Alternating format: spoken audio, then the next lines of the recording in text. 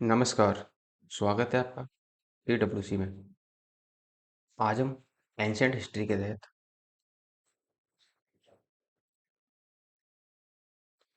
Ancient history के तहत वैदिक सभ्यता को स्टार्ट करेंगे, क्योंकि हमने पीछे पाषाण काल को भी देखा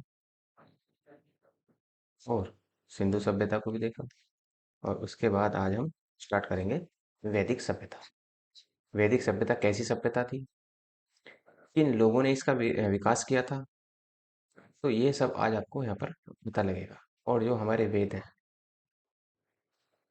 वेद 4 वेद हैं, इनके बारे में भी चर्चा की जाएगी, क्योंकि वेदों से ही, जो हमारे पास 4 वेद हैं, इन्हीं से ही, बल्कि ऋग्वेद से ही हमें ये पता लगता है कि कोई वैदिक सभ्यता भी थी। तो स्टार्ट करते हैं। देखो,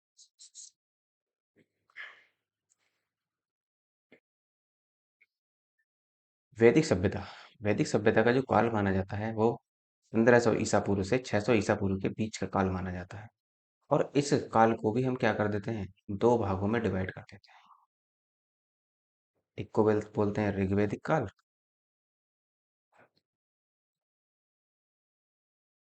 और दूसरे को बोलेंगे हम उत्तर वैदिक काल।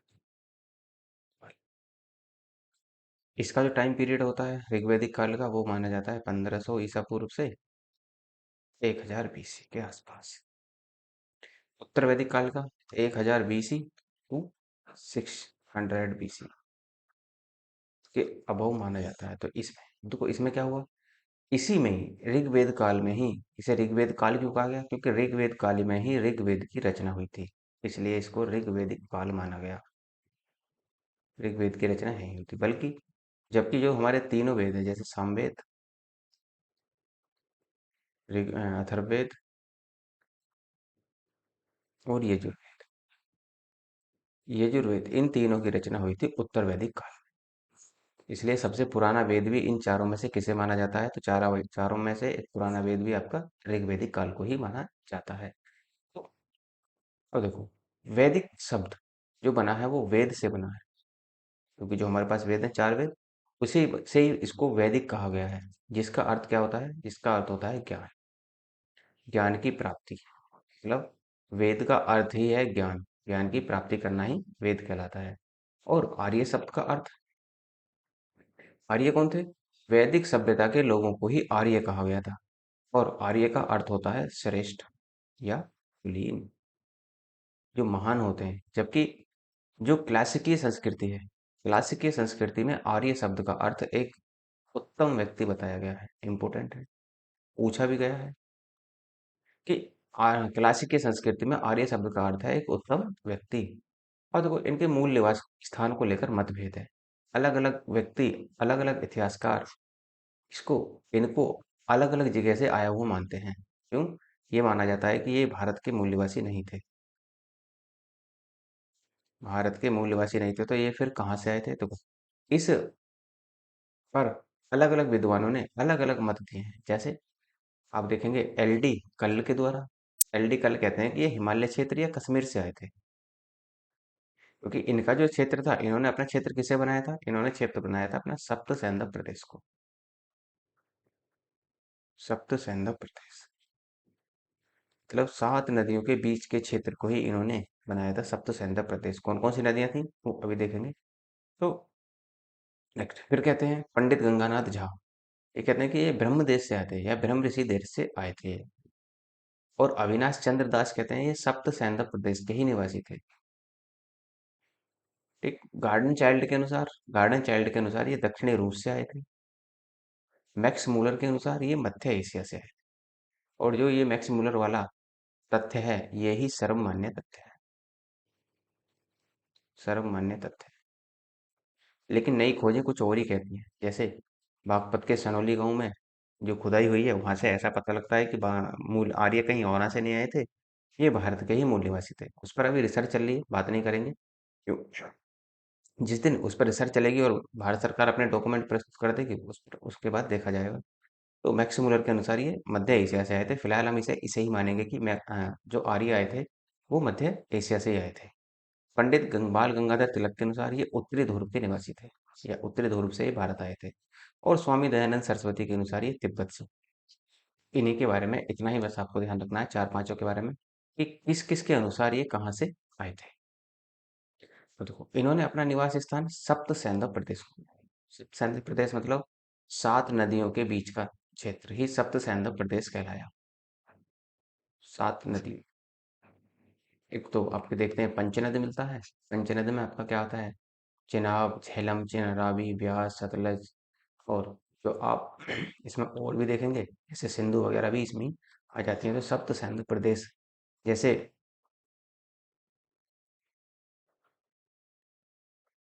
ये भारत की स्थिति और ये आपका पाकिस्तान, तो इस वाले क्षेत्र में ही ये कहाँ, ये इस वाले क्षेत्र में ही आकर बसे थे, ये जो आर्य थे। तो इसी इसी क्षेत्र को ही हम क्या कहते हैं? इसी क्षेत्र को ही सप्त सैंधव प्रदेश कहा जाता है। देखो, राजन शब्द, राजन शब्द का प्रारंभ इसी सभ्यता से माना जाता है। और ये सभ्यता पूर्णतः कैसी थी? ग्रामीण सभ्यता थी। जबकि सिंधु सभ्यता कैसी थी? सिंधु सभ्यता एक नगरीय सभ्यता थी, और ये सभ्यता एक ग्रामीण सभ्यता है। इसका मतलब ग्रामीण सभ्यता है तो लोग क्या करेंगे? ज्यादातर यहाँ पर कृषि वगैरह की जाएगी। देखो, सिंधु सभ्यता में भी कृषि होती थी, लेकिन वो एक सभ्यता नगरीय सभ्यता थी, क्योंकि वो जो थे कृषि के साथ साथ अन्य गतिविधियां भी चलाते थे। इसे दो भागों में बांटा जा सकता है, एक आपका ऋग्वैदिक काल और एक आपका उत्तरवैदिक काल। ऋग्वैदिक काल जो है वो 1500 ईसा पूर्व से 1000 बीसी या ईसा पूर्व तक माना जाता है। उत्तरवैदिक काल 1000 बीसी से 600 बीसी के बीच का काल माना जाता है। ऋग्वेद में लोहे का उल्लेख नहीं मिलता। जो हमारा पहला वेद है लिखा हुआ, इसमें कहीं भी लोहे का उल्लेख नहीं हुआ। इसका मतलब सीधा सा है कि लोहे की जो खोज हुई वो 1200 से 1000 ईस्वी पूर्व के बीच में नहीं हुई, वो 1000 से 600 ईसा पूर्व के कहीं बीच में हुई। और लोहे का प्रथम साक्ष्य जो मिलता है वो अंतरजी खेड़ा से मिलता है। अंतरजी, एटा इटावा के पास पड़ता है अंतरजी खेड़ा, तो यहाँ से लोहे का पहला साक्ष्य मिलता है। ऋग्वेद के नदी सूक्त में 21 नदियों का वर्णन किया गया है। जबकि हम किसे मानने हैं? सप्त सैंधव प्रदेश, लेकिन ऋग्वेद की नदी सूक्त में 21 नदियों का वर्णन मिलता है, जिसमें सबसे पश्चिमी नदी कुंभा को माना गया, और पूर्व में सबसे सबसे पूर्वी नदी गंगा को माना गया था। ऋग्वेद में अफगानिस्तान की 4 नदियों का वर्णन मिलता है। जो ऋग्वेद में है, जो अफगानिस्तान की 4 नदियां हैं वो है कुरमु, कुंभा, गोमती, सुवास्तु। इन नदियों का वर्णन किया गया है ऋग्वेद में। नेक्स्ट, ऋग्वेद में सप्त सैंधव प्रदेश की 7 नदियों का उल्लेख मिलता है, जैसे सरस्वती, विपाशा, परुष्णी, वितस्ता, सिंधु, शतद्री, स्कनी। अब देखो, ये ऋग्वेद में ये नाम मिलते हैं, लेकिन वर्तमान नाम इनके कुछ और ही है। जैसे आप देखते हैं, एक इसको आगे देख लेंगे अभी। ठीक है, ऋग्वेद में यमुना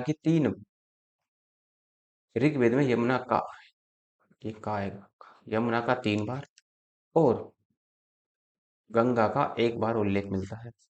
जो ऋग्वेद आप पढ़ेंगे तो उसमें 3 बार जिक्र किया गया यमुना का, और 1 बार ये जिक्र हुआ है केवल गंगा का। आर्यों की सबसे पवित्र नदी सरस्वती थी, और जिसे मतेतमा, देवीतमा और नदीतमा भी कहा गया। सबसे पवित्र नदी आर्यों की वो थी आपकी सरस्वती। सिंधु नदी को उसकी आर्थिक महत्व के कारण हिरण्यानी कहा गया। मतलब सिंधु नदी आर्थिक दृष्टि से बहुत ही ज्यादा महत्वपूर्ण थी। आर्थिक दृष्टि से कैसे? कि सिंधु नदी के आसपास का क्षेत्र में ही ये लोग क्या करते थे? कृषि। तो जब ये कृषि करते थे तो इसी वजह से इसको आर्थिक महत्व के कारण इन्होंने हिरण्यानी नाम दिया। गंगा यमुना के दोआब एवं उसके समीपवर्ती क्षेत्रों को आर्यों ने ब्रह्म ऋषि देश कहा था। मतलब गंगा यमुना का दोआब क्षेत्र, जैसे ये आपकी गंगा और इधर से ही आपकी आई है निकल कर यमुना, तो ये इस वाले क्षेत्र को ही कहते हैं सप्त सैंधव प्रदेश, और इन्होंने इसी को ही अपना क्या बनाया था? निवास स्थान बनाया, सप्त सैंधव प्रदेश को ही। आर्यों ने हिमालय और विंध्याचल पर्वत के बीच का नाम मध्य देश रखा था। हिमालय और विंध्याचल पर्वत के क्षेत्र, जैसे ये आपका हिमालय क्षेत्र, हिमालय, और विंध्याचल पर्वत है आपका विंध्याचल पर्वत, इस तरीके से इस क्षेत्र को इन्होंने नाम दिया था ब्रह्म ऋषि देश, सॉरी, मध्य देश का। 1000 ईसा पूर्व उत्तर प्रदेश के अंतरजी खेड़ा एटा जिले से लोहे का पहला साक्ष्य मिलता है। अंतरजी खेड़ा से लोहे का प्रथम साक्ष्य मिलता है, जो कहाँ है? एटा जिले में। 1000 ईसा पूर्व के है। इस काल की महत्वपूर्ण धातु लोहा थी, क्योंकि लोहे की खोज यहाँ पर हो चुकी थी, जिसे कृष्ण अयस्क कहा जाता था। उत्तर के राजा को इन्होंने विराट की संज्ञा दी। पूर्व के राजा को वाजपेयी कहा गया, दक्षिण के राजा को भोज कहा गया और पश्चिम के राजा को स्वैराट कहा गया। जबकि मध्य के राजा को एकराट कहा गया, और यही मेन राजा था। यही मेन राजा पूरे सबको यहाँ पर क्या करता था? कंट्रोल करके रखता था। जैसे ये आपका, आप देखो यहाँ पर, उत्तर के राजा को इसने विराट कहा, तो ये आपका विराट। जबकि दक्षिण के राजा को इन्होंने भोज कहा, भोज। और पश्चिम के राजा को इन्होंने नाम दिया स्वैराट। और इसके साथ साथ जो आपका पूरब का राजा था, उसको नाम दिया इन्होंने वाजपेयी। जो बीच में बैठा हुआ है, जो सबको कंट्रोल कर रहा है, उसको एक राट की संज्ञा मिली।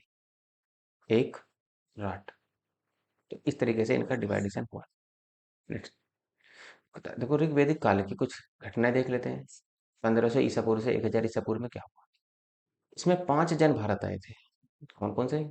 अनु, यदु, पुरु, द्रुह और तुर्मुस। 5 जन। जन मतलब ये कबीले थे, कबीले। क्योंकि इनका जो जीवन था वो कैसा था? घुमक्कड़ू जीवन था। लेकिन ये यहाँ कर भारत में आकर ये क्या कर जाते हैं? अपना स्थायी जीवन भी व्यतीत करना प्रारंभ कर देते हैं। और यही मध्य एशिया से आए थे, जिन्हें जन की संज्ञा दी गई थी। 5 जनों को, ये ही आपके मेनली सबसे पहले जो आए थे मध्य एशिया से, वो यही आए थे। अब देखो इसमें कुछ कंडीशन, जैसे कुल या परिवार। कुल या परिवार के मुखिया को क्या कहा जाता था? कुलप कहा जाता। और कुछ कुल या परिवार मिलकर ही किसका निर्माण करते थे? ग्राम का। और ग्राम के मुखिया को ग्रामणी कहा गया। जब कुछ ग्राम मिल जाते थे, कुछ ग्राम मिलकर निर्माण करते थे विष का, और विष के मुखिया को विषपति की संज्ञा दी गई। जब कुछ विषों को मिला दिया जाता था, कुछ विषों को मिलाने पर कंडीशन बनती थी जन की, और जन के राजा को कहा जाता था जनपति या राजन। और जब वैदिक काल के बाद में हम इन्हें पढ़ेंगे, महाजनपद काल को पढ़ेंगे, तो कुछ जन मिलकर या कुछ जनपद मिलकर, ऐसा समझ लो, कुछ जनपद मिलकर ही किसका निर्माण करेंगे? महाजनपद का। जिससे क्या होगा? 16 महाजनपदों का निर्माण होगा आगे चलकर। तो ये आप इसकी कंडीशन याद रखेंगे कि कौन कौन सा किसका मुखिया रहा। देखो कुछ नाम है और वैदिक नाम भी है। जैसे सिंधु नदी वर्तमान नाम है इसका, लेकिन इसे पहले कहा जाता था हिरण्यनी नदी। क्यों? क्योंकि आर्थिक दृष्टि से ये बहुत ही महत्वपूर्ण नदी थी, इसलिए इसको नाम दिया हिरण्यानी। सरस्वती को नदीतमा कहा गया या देवीतमा कहा गया। ये आर्यों की सबसे पवित्र नदी मानी जाती है, पवित्र नदी थी। रावी का नाम, वैदिक नाम परुषणी था। झेलम का नाम वितस्ता था। सतलज शतुद्री, चिनाब अस्कनी, व्यास विपाशा, गंडक सदानीरा, घग्गर दृश्यवती, काबुल को कुंभा कहा गया था यहाँ पर। तो इस तरीके से ये आधुनिक नाम और वैदिक नाम है, इनका थोड़ा ध्यान रखना। और देखो इस काल की आर्थिक दृष्टि से महत्वपूर्ण नदी, देखो पीछे भी हम देख चुके हैं, आर्थिक नदी तो सिंधु थी, जबकि धार्मिक नदी कैसी थी? सरस्वती। आगे चलकर इन्होंने अपना क्षेत्र ब्रह्मव्रत को बनाया। जो हमने पीछे देखा था, उसी को इन्होंने अपना क्षेत्र बनाया। 5 जनों के अतिरिक्त, जो 5 जन तो सबसे पहले आए थे, इनके अतिरिक्त 3 जन और भारत में आए, जैसे भरत, क्रीवी और तिरसु। अब जो 5 जन पीछे देखे थे हमने, उनके तो गुरु थे विश्वामित्र। और जो ये 3 जन हैं, इनके गुरु थे अपने वशिष्ठ। और 10 जन और सुदास के बीच में युद्ध होता है। कुछ बाद में देखते हैं इसको। 10 जन मिलते हैं और सुदास, एक व्यक्ति था सुदास, के बीच युद्ध होता है, जिसे भरत जीत जाता है। दो दो जो 10 जनों का राजा था, 10 जनों का राजा ही भरत में, जो भरत जीत जाता है। इस युद्ध को 10 राज युद्ध कहा जाता है। क्यों वो 10 राज युद्ध? क्योंकि 10 जनों और सुदास के बीच हुआ था, इसलिए इसे 10 राज युद्ध कहा गया। और यह युद्ध परुषणी नदी के तट पर लड़ा गया था। और ये भारतीय इतिहास में होने वाला कोई पहला युद्ध था, जिसके बारे में हमें जिक्र मिलता है। और इसका वर्णन कहाँ मिलता है? तो ऋग्वेद के 7वें मंडल में इसका वर्णन मिलता है। ऋग्वेद के 7वें मंडल में इसका वर्णन आपको देखने को मिलेगा। भरत और पुरु जाति मिलकर ही एक नई जाति बनी जिन्हें कुरु कुरु कहा गया। भरत और पुरु जाति मिलकर ही एक नई जाति का निर्माण करा इन्होंने, जिन्हें कुरु की संज्ञा दी गई। और देखो, ऋग्वैदिक सभ्यता और उत्तर वैदिक सभ्यता में कुछ डिफरेंस देख लेते हैं कि क्या क्या थे। कैसे? अर्थव्यवस्था कैसी थी इन लोगों की? देखो, ऋग्वैदिक अर्थव्यवस्था पशु आधारित थी। पशु आधारित मतलब पशुओं को चराया जाता था, दूध निकाला जाता था और उसी से अपना घर बार या परिवार को आगे चलाया जाता था। तो पशु आधारित थी। प्रमुख पशु गाय था यहाँ पर। गाय मतलब अधन्य। अधन्य का मतलब क्या होता है? न मारे जाने योग्य। न मारे जाने योग्य मतलब गाय को मारा नहीं जाता था। इसका मतलब गाय को सबसे क्या माना गया है यहाँ पर? गाय को सबसे पवित्र माना गया है। और सर्वाधिक उल्लेख 225 बार घोड़े का हुआ है ऋग्वेद में। अन्य पशु जो थे वो बकरी थी, भैंसा था, ऊंट इत्यादि यहाँ पर थे। और यहाँ की मुख्य फसल जो थी वो जौ थी, जिनको क्या कहा जाता था? यव। ऋग्वैदिक काल की मुख्य फसल जौ थी, जिसे यव की संज्ञा दी गई। अब उत्तर वैदिक सभ्यता में क्या हुआ? उत्तर वैदिक सभ्यता में जो हमारी अर्थव्यवस्था पशु आधारित थी, वो किसमें बदल गई? वो कृषि आधारित अर्थव्यवस्था में बदल गई। और कृषि के लिए हमें क्या होना पड़ता है? किसी क्षेत्र में स्थायी जीवन, हमें उसके लिए स्थायी जीवन व्यतीत करना होता है। तो यहाँ पर ये क्या होना शुरू हो गए? स्थायी अपनी बस्तियां बसाना इन्होंने प्रारंभ कर दिया। यहाँ की महत्वपूर्ण फसल चावल थी, जबकि ऋग्वेद की महत्वपूर्ण फसल जौ थी। इसमें 5 प्रकार के चावल होते थे, जिन्हें क्या कहा जाता था? व्रीहि कहा जाता था। सबसे कम सबसे उत्तम किस्म के चावल को महाव्रीहि कहा गया। और अन्य फसल यहाँ पर जो उगाई जाती थी, गेहूं, गेहूं को गोधूम कहा जा गया, सरसों को संघर्ष कहा गया, उड़द को भास कहा गया था। यहाँ पर तो जो अन्य फसलें उगाई जाती थी वही थी। समाज कैसा था? ऋग्वैदिक काल का समाज जो था वो वर्ण व्यवस्था कर्म आधारित थी। मतलब जो आप देखते हैं वर्ण व्यवस्था कैसी थी? जैसे वर्ण कौन कौन से होते हैं? जैसे ब्राह्मण, क्षत्रिय, तो यहाँ पर दिया हुआ ब्राह्मण, क्षत्रिय और वैश्य। तो वर्ण शब्द का पहली बार उल्लेख ऋग्वेद में किया गया। 3 वर्णों का उल्लेख मिलता है, ब्राह्मण, क्षत्रिय और वैश्य। महिलाओं की स्थिति सुदृढ़ अवस्था में थी। मतलब महिलाओं को बराबरी का दर्जा दिया जाता था। महिला को जो है शिक्षा पाने का अधिकार था पूरी तरह से। सभा और समिति में, सभा प्लस समिति में बैठने का अधिकार था और निर्णय देने का भी अधिकार था। क्योंकि जो राजा था यहाँ का, जो राजन होता था, वो सभा और समिति के अनुसार ही निर्णय लिया करता था। तो यहाँ पर जो वर्ण व्यवस्था थी वो कैसी थी? वो कर्म आधारित थी। जिसके जैसे कर्म, वो वैसा ही क्या बन जाएगा वहां पर? वो वैसा ही वर्ण बनेगा। मतलब वैसे ही काम करेगा और उसको उसी आधार पर बांटा जाएगा। अब उत्तर वैदिक काल के आते आते क्या हुआ? वर्ण व्यवस्था जन्म आधारित हो गई। मतलब यदि कोई व्यक्ति ब्राह्मण धर्म, ब्राह्मण का वर्ण का है, तो यदि उसके बच्चे का जन्म भी, जो उसका बच्चा होगा, वो भी क्या कहलाएगा? ब्राह्मण ही कहलाएगा। चाहे उसके कर्म हो या ना हो ब्राह्मण बनने लायक, लेकिन वो ब्राह्मण ही कहलाएगा इस तरीके से। यदि किसी बच्चे का जन्म क्षत्रिय परिवार में हुआ है तो वो क्षत्रिय ही कहलाएगा, चाहे उसका कर्म कुछ भी रहा हो। तो यहाँ पर क्या हुआ? ऋग्वेद में जो वर्ण व्यवस्था कर्म आधारित थी, वो उत्तर वेद में क्या बन गई? वो जन्म आधारित बन गई। इसमें 4 वर्णों का उल्लेख मिलता है। वो 3 तो ये थे ही, ब्राह्मण, क्षत्रिय और वैश्य। और इसमें शूद्र और मिल जाते हैं। इनका समाज कबीलों में बटा हुआ था, जिसे गोप कहा जाता था। तथा महिलाओं की स्थिति सुदृढ़ अवस्था में नहीं रही। महिलाओं की स्थिति में क्या हुई? धीरे धीरे यहाँ से गिरावट होना प्रारंभ हो जाती है, और ये गिरावट धीरे धीरे आगे बढ़ती ही चली जाएगी। तो इसलिए ये समाज कैसा कहलाएगा? ये समाज आपका पितृसत्तात्मक समाज कहलाएगा। पितृसत्तात्मक जो समाज है, वैदिक समाज हमारा, वो पितृसत्तात्मक समाज कहलाएगा। जबकि जो सिंधु सभ्यता थी वो हमारी मातृसत्तात्मक समाज कहलाया था। अब देखो धर्म किस प्रकार से था इनका। धर्म में ये क्या कैसे कैसे थे? देखो, महत्वपूर्ण देवता जो थे इसके, ऋग्वेद के महत्वपूर्ण देवता, ये आपका ऋग्वेद है और ये आपका उत्तर वेद है। उत्तर वैदिक सभ्यता। तो महत्वपूर्ण देवता ऋग्वेद के इंद्र थे, अग्नि थे। मनुष्य और ईश्वर के बीच मध्यस्थता स्थापित करते थे कौन? अग्नि। पुरंदर इंद्र को कहा गया है। पुरंदर का अर्थ होता है किलों को तोड़ने वाला। और वरुण नैतिक मूल्य के देवता होते थे। जबकि उत्तर वैदिक काल के महत्वपूर्ण देवता कौन हुए? ब्रह्मा, विष्णु और महेश। ये उत्तर वैदिक काल के महत्वपूर्ण देवता बने। बलिकर प्रचलित था यहाँ पर। बलिकर दिया जाता था और स्वेच्छा से दिया जाता था। बलिकर ऐसा नहीं था किसी को मार के लाएगा, नहीं। वो जो भी आप दैनिक रूप में कमाते हैं, जैसे फूल, फल, उसका कुछ हिस्सा अपनी स्वेच्छा से राजा को दिया जाता था। तो यहाँ पर बलिकर स्वेच्छा से दिया जाता था। जबकि उत्तर वैदिक काल में बलिकर क्या कर दिया उन्होंने? अनिवार्य बना दिया कि देना ही देना होगा। विदत सभा और समिति राजा को सलाह देती थी। ये सलाहकारी समिति थी। जैसे हमारा संसद है, तो इस संसद में हमारा क्या है? लोकसभा और राज्यसभा। तो ये क्या करती हैं? ये सलाह देने का काम करती हैं। तो वही यहाँ भी था। विदत सभा और समिति राजा को सलाह देने का कार्य करती थी।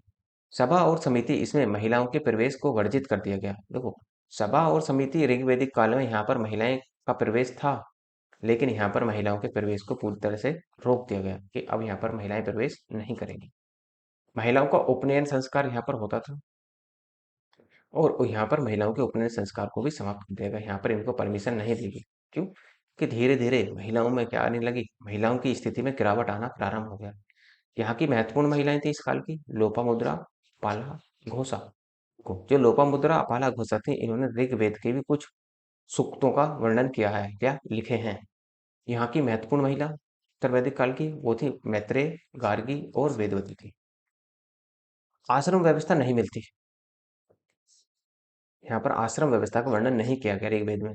जबकि आश्रम व्यवस्था मिलती है कहाँ? उत्तर वैदिक काल में। जैसे ब्रह्मचर्य, गृहस्थ, वानप्रस्थ और सन्यासी जीवन।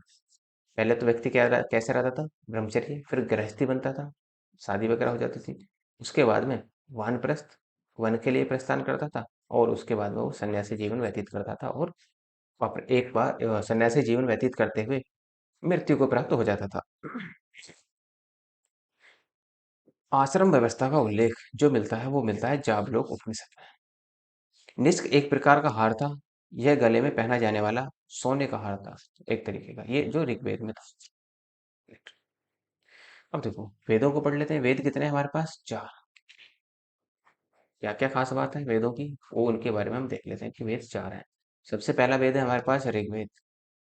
रचना सप्त सैंधव प्रदेश में हुई थी। संकलन करता कौन थे? कृष्ण देवपयान।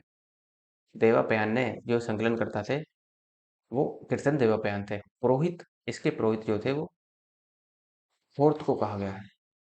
और उपवेद जो था, इसका उपवेद आयुर्वेद है। इसका एक उपवेद है जो आयुर्वेद है। इसमें सूक्तों की संख्या कितनी है? तो सूक्तों की संख्या 1028 है। और साकल कितने हैं इस 1028 में से भी?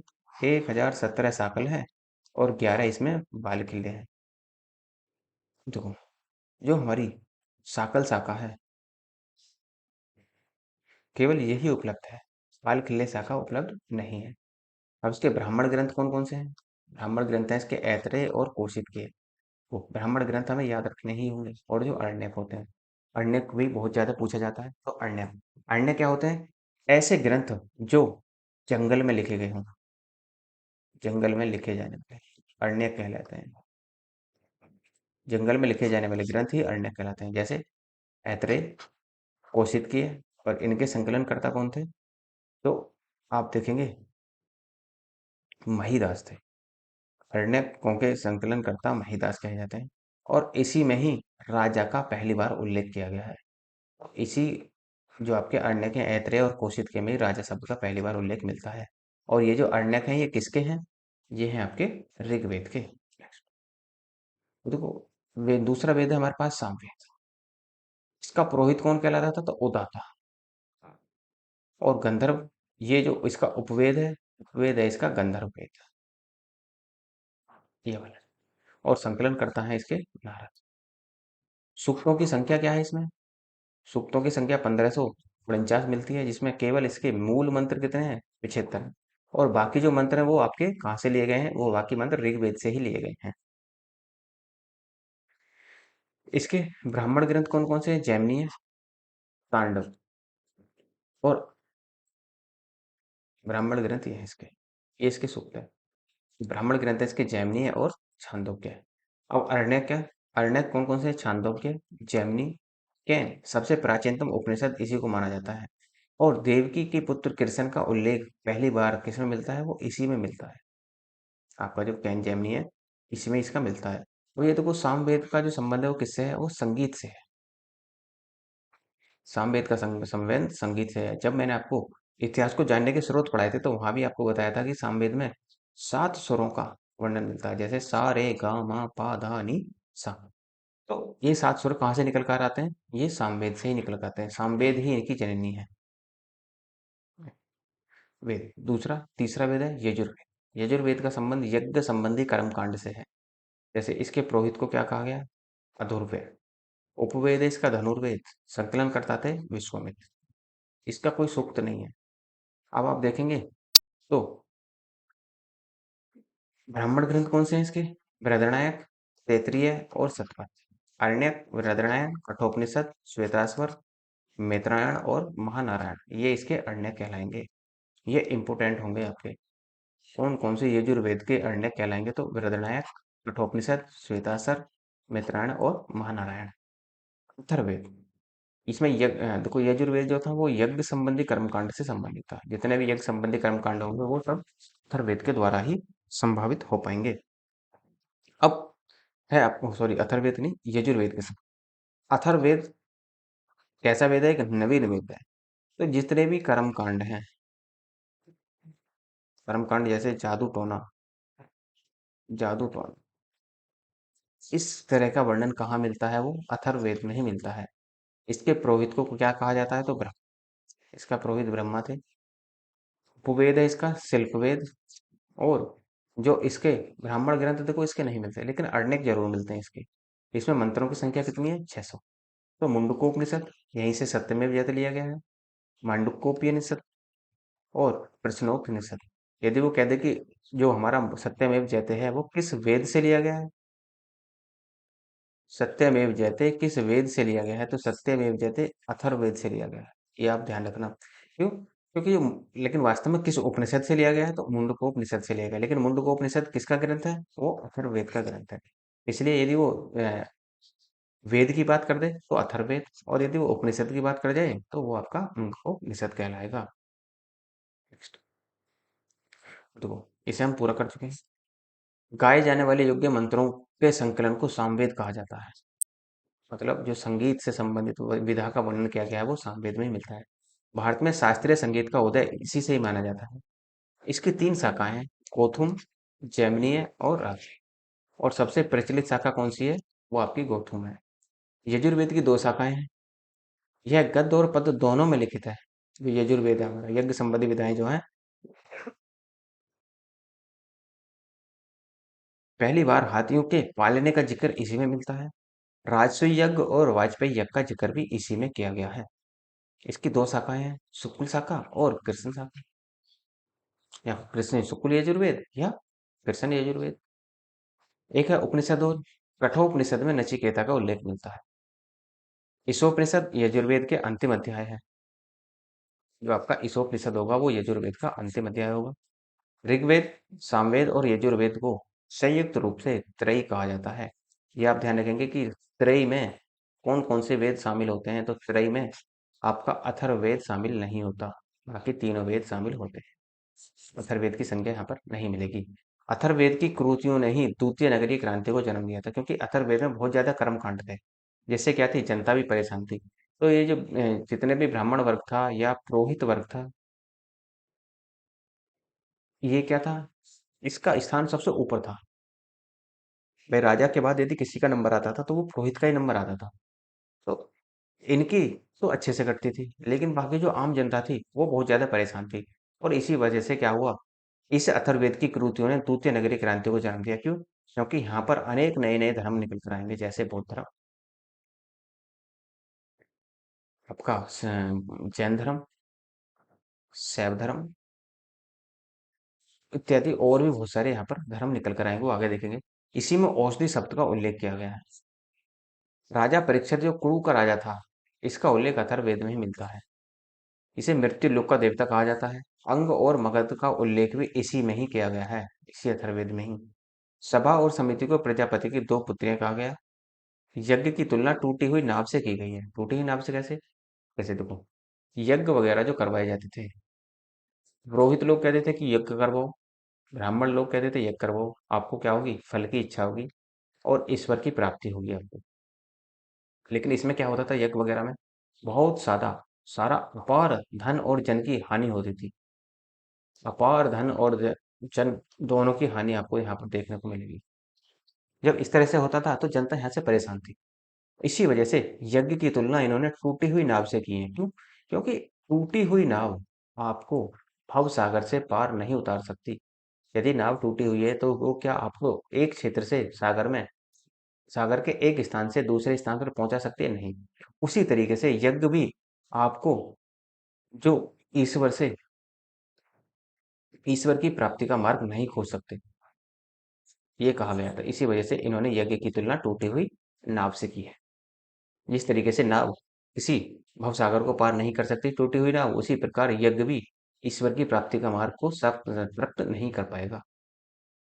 तो देखो ऋग्वेद के मंडल, ऋग्वेद में कितने मंडल हैं? तो ऋग्वेद में 10 मंडल हैं। सूक्तों की संख्या 1028 है और 10,552 ऋचाएं हैं और 1017 सूक्त साकल में है और 11 सूक्त जो है वो आपके बाल किले हैं। सूक्तों के समूह को ही मंडल कहा गया है। यदि आप सूक्तों के समूह को देखें तो उसको मंडल कहते हैं। 2 से 7 प्राचीनतम मंडल है, पहला और 10वां मंडल नवीनतम मंडल है। इन्हीं को ही गोत्र मंडल और ब्रह्म मंडल भी कहा जाता है। 8वें और 9वें मंडल को मध्य मंडल कहा जाता है। पतंजलि के अनुसार ऋग्वेद की 21 शाखाएं हैं। ये आप ध्यान रखेंगे कि 21 शाखाएं किसने बताई है ऋग्वेद की? तो पतंजलि ने। ये पतंजलि वही है जो बाबा रामदेव अपना बिजनेस चला रहे हैं पतंजलि के नाम पर, ये वही है पतंजलि। नेक्स्ट, तो देखो कुछ आपको दर्शन भी देखने को मिलेंगे। भारत में कितने दर्शन है? वो 6 दर्शन देखने को मिलते हैं। कौन कौन से होंगे? देखो, सांख्य दर्शन। सांख्य दर्शन के जो प्रतिपादक थे वो कपिल मुनि थे। योग दर्शन, योग दर्शन के जो प्रतिपादक थे वो पतंजलि थे, वही पतंजलि जो बाबा रामदेव वाले हैं। न्याय दर्शन जो पादक थे इसके प्रतिपादक वैशेषिक दर्शन, वैशेषिक दर्शन के जो प्रतिपादक थे इन्हें कणाद भी कहा जाता था और इन्हें कुलूप भी कहा जाता था। पूर्व मीमांसा, पूर्व मीमांसा में जो आपका जैमिनी है वो प्रतिपादक माने जाते हैं और उत्तर मीमांसा का वृहदरण या वेद व्यास माना जाता है उनके प्रतिपादक को। वो देखो सांख्य दर्शन में क्या कहता है? सांख्य दर्शन कहता है कि मूल तत्व 25 है, जिसमें प्रथम तत्व प्रकृति है। मतलब प्रथम तत्व सांख्य दर्शन के अनुसार मूल तत्व 25 हैं और जिनमें पहला तत्व जो है वो प्रकृति को माना गया है। जगत का क्रम विकास प्रकृति के सहज स्वरूप के कारण ही होता है। मतलब जगत का जो क्रम चलता है वो जो विकास, जो जैसा विकास होगा प्रकृति का उसी के अनुसार आगे बढ़ेगा। और 3 गुणों की बात की गई है यहाँ पर, सत्व, रज और तम का सिद्धांत अपनाया गया है। यह भारत का सबसे प्राचीन दर्शन है। ये इंपॉर्टेंट होगा। इसका आधार ग्रंथ क्या है? शाक्य सूत्र। जो बेस बनता है कहाँ से? वो शाक्य सूत्र से बनता है। योग दर्शन में क्या कहा है? विश्व में सर्वाधिक प्रचारित भारतीय दर्शन है, सबसे ज्यादा है। देखो, सबसे ज्यादा प्रचलित कौन सा दर्शन है? वो आपका, जैसे आप देखते हैं 21 जून को भी भारत विश्व में क्या मनाया जाता है? विश्व 21 जून, 21 जून को विश्व योग दिवस मनाया जाता है। कब से प्रारंभ हो रहा है? कब से प्रारंभ है? तो 2015 से मनाया जा रहा है 21 जून को योग दिवस। आत्मनियंत्रण और आत्म यातना को सर्वोपरि माना गया है योग दर्शन में। मोक्ष प्राप्ति की 9 क्रियाएं बताई गई हैं यहाँ पर। सबसे प्रचलित दर्शन भी आपका यही है। तो वो प्रचलित दर्शन आपका क्या है? ये भी है, लेकिन ये प्राचीन दर्शन है सबसे। लेकिन ये सबसे प्रचलित दर्शन कौन सा है आपका? योग दर्शन। न्याय दर्शन वैशेषिक दर्शन द्वारा स्वीकृति सभी पदार्थों को मानते हुए उसमें एक नया न्याय सूत्र पदार्थ अभाव जोड़ता है। वैशेषिक दर्शन द्वारा स्वीकृत सभी द्रव्यों को भी मानता है और ईश्वर को विश्व का सृष्टिकर्ता मानता है। कौन? न्याय दर्शन। ईश्वर को विश्व का सृष्टिकर्ता न्याय दर्शन के अकॉर्डिंग माना गया है। वैशेषिक दर्शन विश्व का यथार्थवादी, विश्लेषणात्मक और वस्तुवादी दर्शन है। सभी वस्तुओं को पंचमहाभूतों में वर्गीकृत करता है। विश्व के परमाणिक स्वरूपों तथा आत्मा से उसके अंतर को पूर्णतः मोक्ष की प्राप्ति होती है, ये कहता है आपका वैशेषिक दर्शन। पूर्व मीमांसा वेदों के कर्मकांड तथा ब्राह्मण ग्रंथों से संबंध है। जितने भी वेदों के कर्मकांड हैं वो सब आपको यहीं मिलेंगे पूर्व मीमांसा में। वेदों को अंतिम प्रमाण मानता है ये। पूर्व मीमांसा जो है वो वेदों को अंतिम प्रमाण के रूप में स्वीकृति देता है। उत्तर मीमांसा ब्रह्म सूत्र को ही सत्य मानता है। जीवात्मा के ब्रह्मा में लीन होने को ही मोक्ष की प्राप्ति होती है। यदि जीवात्मा ब्रह्मा में लीन हो जाती है तो ये माना जाता है कि उसे क्या हो गई, उसे मोक्ष की प्राप्ति हो गई। अब देखो कुछ महापुराण भी देख लेते हैं। महापुराणों में ये देखें तो इनकी संख्या कितनी है आपकी। सबसे पुराना महापुराण है मत्स्य पुराण। और इस मत्स्य पुराण में सातवाहन वंश के बारे में जानकारी मिलती है, जो हम पढ़ेंगे कब, गुप्तोत्तर काल में जाकर इन्हें। इनके संकलनकर्ता जो थे महापुराण के वो लोहमर्ष ऋषि थे। जैसे रामायण, अब देखो रामायण के संकलनकर्ता कौन थे, महर्षि वाल्मीकि। प्रारंभ में इस श्लोकों की संख्या 6,000 थी, बाद में इसमें कितनी हो गई, 24,000 हो गई। इसमें 7 कांडों का वर्णन मिलता है। सबसे बड़ा कांड है बालकांड, और सबसे छोटा कांड है आपका किष्किंधा कांड। सबसे नया कांड भी आपको याद रखना है, सबसे नया कांड है उत्तरकांड। तो सबसे बड़ा कांड बालकांड और सबसे छोटा कांड आप किष्किंधा कांड होगा। रामायण का तमिल भाषा में अनुवाद कंबन ने किया था। कंबन कौन थे, वो कुलोत्तुंग खित्ते के शासन काल में रहते थे। और बांग्ला भाषा में कीर्तिवास ने किया था बांग्ला भाषा में। पेरियार ने सच्ची रामायण के रूप में तमिल भाषा में इसका अनुवाद किया था। तो ये आपको ध्यान रखना है कि रामायण का तमिल भाषा में अनुवाद किसने किया, कंबन ने भी किया। और सच्ची रामायण के रूप में तमिल भाषा का अनुवाद पेरियार ने किया। और बांग्ला भाषा में रामायण का अनुवाद कीर्तिवास ने किया था। महाभारत, इसकी रचना वेद व्यास ने की थी। महाभारत की रचना, जब इसमें श्लोकों की संख्या 8800 थी, 8,800 थी, तो इसे जैसा ही था। जब इसमें 24,000 हो गई तो इसे भारत कहा जाने लगा। लेकिन जब इसमें श्लोकों की संख्या 1 लाख हो गई तो इसे नाम दिया गया महाभारत का। हम पुराणों की संख्या देख चुके हैं, ऊपर भी कितनी थी, 18। मत्स्य पुराण, मार्कंडेय, भविष्य, विष्णु पुराण, वराह पुराण इत्यादि आपको यहाँ पर देखने को मिलेंगे। सारे याद नहीं रखने, बस कुछ एक दो एग्जाम्पल के तौर पर आप याद रख सकते हैं। लेकिन ये जरूर याद रख लेना कि टोटल प्राणों की संख्या कितनी है। इनमें महत्वपूर्ण तथ्यों को भी देख लेते हैं, क्या कहते हैं। तो ऋग्वेद में सभा का 8 बार और समिति का 6 बार उल्लेख किया गया है। बृहदारण्यक उपनिषद में याज्ञवल्क्य गार्गी संवाद का उल्लेख मिलता है। याज्ञवल्क्य और गार्गी के संवाद का यहाँ पर उल्लेख मिलेगा। छांदोग्य उपनिषद में केवल 3 आश्रमों का उल्लेख मिलता है। 3 आश्रम कौन से, ब्राह्मण, क्षत्रिय और वैश्य। जबकि जावलोक उपनिषद में 4 आश्रमों का उल्लेख मिलता है। इसमें क्या हो जाता है, ब्राह्मण, क्षत्रिय, वैश्य और शूद्र को भी यहाँ पर जोड़ दिया जाता है। इसलिए जावलोक उपनिषद में 4 आश्रमों का उल्लेख, जबकि सॉरी उपनिषद आश्रम ये नहीं, आश्रम इसमें मिलेंगे जो आपके होते हैं ब्रह्मचर्य, वानप्रस्थ, गृहस्थ, ब्रह्मचर्य, गृहस्थ, वानप्रस्थ और सन्यासी। 4 आश्रमों का वर्णन यहाँ पर मिलता है। ये आपके आश्रम होंगे, ये नहीं होंगे। गृहस्थ आश्रम में मनुष्य को 5 महायज्ञ अनुष्ठान करना पड़ता था। जो गृहस्थ आश्रम होता था उसमें कौन कौन से यज्ञ करता था मनुष्य, देखो एक तो करता था ब्रह्म यज्ञ, ऋषियों के प्रति श्रद्धा प्रकट करता था ब्रह्म यज्ञ के द्वारा। देव यज्ञ में देवताओं के सम्मान के लिए यज्ञ किया जाता था। भूत यज्ञ, सभी प्राणियों के कल्याण के लिए भूत यज्ञ किया जाता था। पितृ यज्ञ, पितरों के दर्पण हेतु यज्ञ किया जाता था। जैसे किसी के पेरेंट्स की डेथ हो जाती है, उसके बाद में क्या कराया जाता था, पितृ यज्ञ कराया जाता था। तो उनकी शांति के लिए या पितरों के तर्पण के लिए वो यज्ञ करवाया जाता था। मनुष्य यज्ञ, मानव मात्र के कल्याण हेतु ये यज्ञ कराया जाता था। नेक्स्ट, तैत्तिरीय संहिता में ऋण के लिए कुशीद शब्द का प्रयोग हुआ है। मतलब जो हम वैदिक सभ्यता में देखें तो ऋण, वहां पर ऋण नहीं कहा जाता, तो वहां पर कुशीद शब्द कहा जाता था। और ऋण देने वाले को कुशीदन कहा जाता था। कुशीदन, जो ऋण देगा वो कुशीदन, और जो ऋण है वो उसको कुशीद कहा गया। शतपथ ब्राह्मण में पुनर्जन्म के सिद्धांत का उल्लेख मिलता है। गृह सूत्र में 16 प्रकार के संस्कारों का उल्लेख मिलता है। इंपॉर्टेंट है। आकाश के देवता कौन कौन से थे, देखो वरुण, सूर्य, मित्र, पूषण, विष्णु और अश्विन को आकाश का देवता कहा गया है। जबकि अंतरिक्ष का देवता इंद्र, पर्जन्य, रुद्र और वायु को कहा गया है। इंद्र को विश्व का स्वामी कहा गया है यहाँ पर वेदों में। नेक्स्ट, सूत्रकाल। सूत्रकाल को भी देख लेते हैं थोड़ा सा। देखो ये 600 BC से 300 BC तक माना जाता है। वैदिक कर्मकांड की महत्ता को कम करने के लिए सूत्रकाल की स्थापना हुई। मतलब जो कर्मकांड वेदों में हो रहे थे उनसे जनता परेशान थी, इसी को कम करने के लिए सूत्रकाल लाया गया। ऐसा काल जिसमें सूत्र साहित्य की रचना की गई हो उसे सूत्रकाल कहा गया। सर्वप्रथम वैदिक साहित्य को 6 अंगों में बांटा गया। जैसे वेदांग कहा गया, जैसे शिक्षा, शिक्षा को व्यक्ति की नाक कहा गया है। व्याकरण, व्याकरण को व्यक्ति का मुख कहा गया है। ज्योतिष को आंख कहा गया है।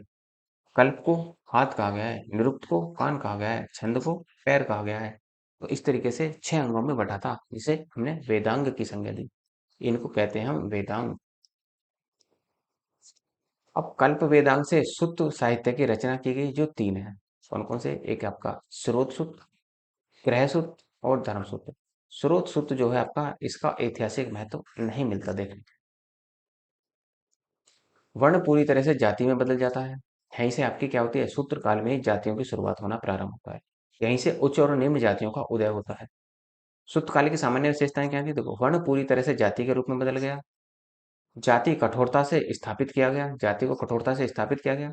उच्च और निम्न की भावना ने छुआछूत को जन्म दिया। यहीं से आपकी छुआछूत जैसी कर्मकांडों की स्थापना होती है। यहाँ शूद्रों को नगरों या गांव से बाहर दक्षिण में निवास करने के लिए कहा गया। जो शूद्र होते थे, शूद्रों की स्थिति बहुत ही निम्न थी। शूद्रों को शहरों में नहीं रहने दिया जाता था, या गांव में भी नहीं रहने दिया जाता था। उनको शहर या गांव के बाहर ही रखा जाता था। वे यदि ये गांव या शहर में भी आते थे तो रात को आते थे, और रात को भी इनके पास एक डंडी होती थी, उसको पीटते हुए जमीन पर आगे बढ़ते थे, ताकि पता लग जाए आम जनता को भी कोई शूद्र निकल कर जा रहा है, तो जनता वहां पर घर से बाहर नहीं निकलती थी। तो इस तरह की हीन भावनाएं आ चुकी थी हमारे समाज में। महिलाओं की स्थिति में तेजी से गिरावट आई। देखो, उत्तर वैदिक काल में भी गिरावट प्रारंभ थी, लेकिन यहाँ पर गिरावट जो आई वो सबसे तेज थी। महिलाओं की स्थिति में गिरावट वो सबसे यहाँ पर तेज देखी गई।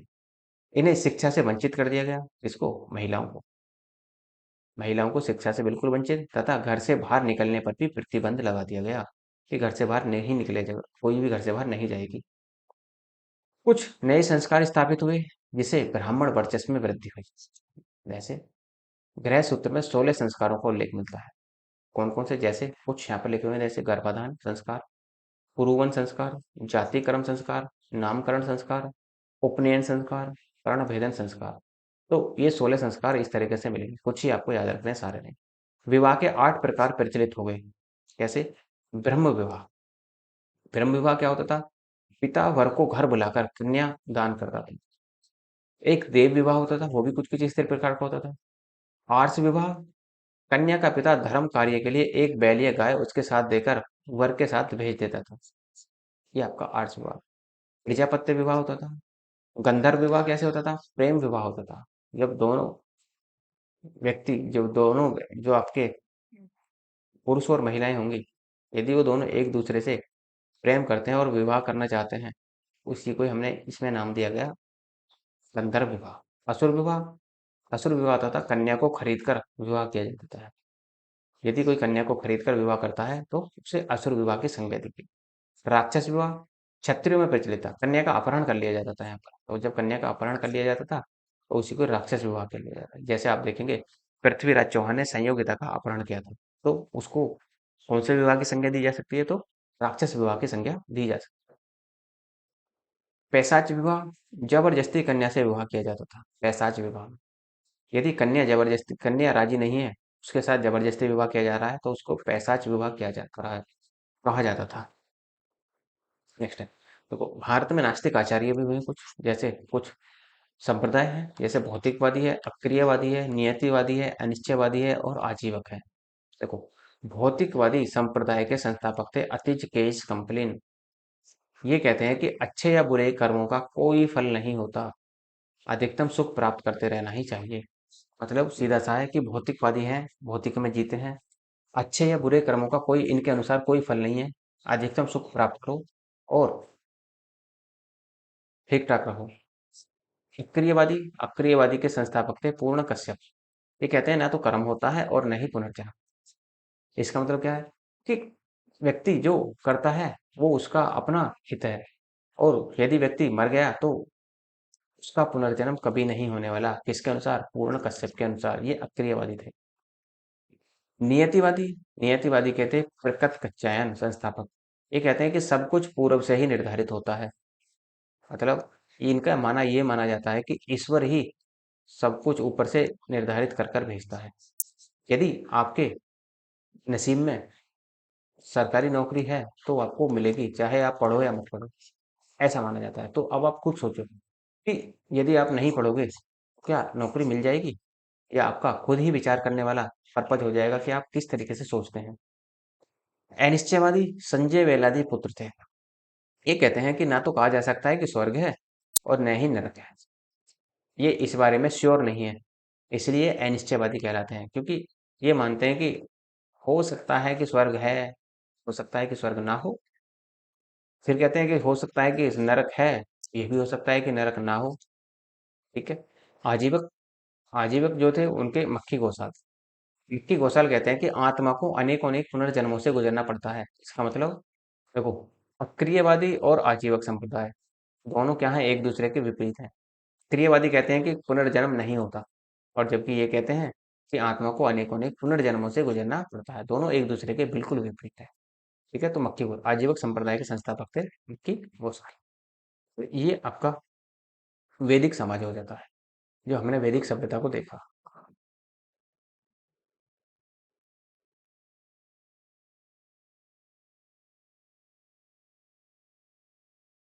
वैदिक सभ्यता को देखा।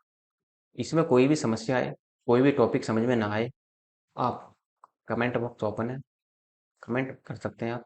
कमेंट डालकर आप बता सकते हैं, तो उसका समाधान भी आपको दे दिया जाएगा। यदि आपको लेक्चर अच्छा लगा हो तो लाइक, शेयर और सब्सक्राइब करना ना भूलें। और यदि आपको उसकी पीडीएफ चाहिए, पीडीएफ आपको डिस्क्रिप्शन में नीचे टेलीग्राम का लिंक है, वहाँ पर ज्वाइन कर लीजिए, और वहाँ पर आपको पीडीएफ शेयर कर दी जाएगी। तो यदि आपको हिस्ट्री के, कंप्लीट हिस्ट्री के प्री के लिए नोट्स चाहिए, तो आप डिस्क्रिप्शन में मेल आईडी है, वहाँ पर मेल कर सकते हैं। आपको वहाँ पर प्रोसेस बता दिया जाएगा किस तरीके से मेल। और यदि आपको केवल पीडीएफ चाहिए तो वो बता देना, और यदि आपको हार्ड कॉपी चाहिए, इसकी प्रिंटेड नोट्स चाहिए या प्रिंटेड नोट्स चाहिए, तो वो भी आपको दिया जा सकता है। तो आप मेल करके बताना कि आपको कि किस तरह की आवश्यकता है। धन्यवाद। एक बात और, देखो, इसकी क्वेश्चन प्रैक्टिस, जो हम क्वेश्चन प्रैक्टिस करेंगे वो किस पर करेंगे, वो करेंगे घटना चक्र पर। और घटना चक्र, जैसे आज आपका ये टॉपिक कंप्लीट हुआ है वैदिक सभ्यता वाला, तो इसकी अगले ही दिन मैं आपको क्या कराऊंगा, घटना चक्र की प्रैक्टिस कराऊंगा। इससे आपका क्या होगा, प्रैक्टिस भी साथ साथ होती रहेगी, और आपका थ्योरी का जो पार्ट है वो भी आपका धीरे धीरे साथ साथ कंप्लीट होता चलेगा। तो दोनों से आपको क्या होगा, एक अच्छा बूस्ट मिलेगा। ठीक है। तो थैंक यू।